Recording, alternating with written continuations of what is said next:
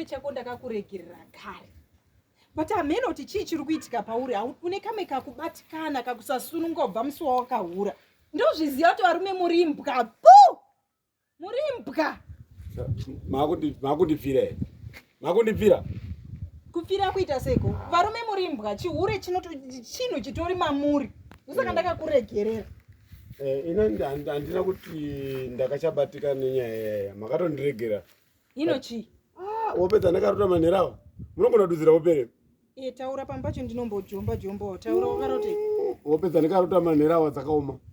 Wakarotei? Saka ndodziri kubva dzakudaro kubva mumakuseni. Wopedza ndakarota dzakaoma. Unoziva ndakarota ndichifamba. Muchinde. Achimira musatandura hope kana. Musatandura hope. Ndakarota ndichifamba. Ndatifamba papa vane chiuru pamberi apo. Koma ndasvika ndogara pamwene wamajuru. Achitobuda ndisina bhuruku.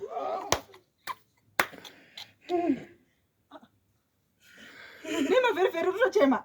Chakabudepo iwe, chakabudepo ka.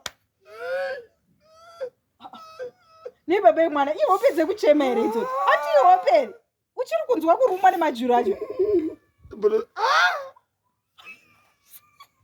Rega ndichidudzira hope dzako.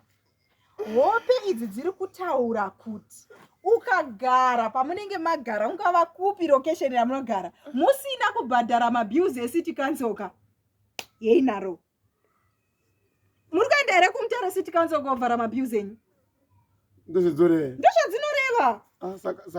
Saka ndotondo makliya nhasi mabhiuzi acho. Nasi?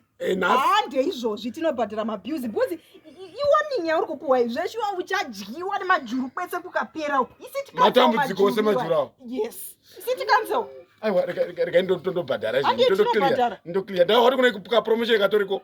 Mwedzi uno wese. Aiwa ndakutina City Council. Mutare. Kwakundisiya sezvo. Ande kutare City Council.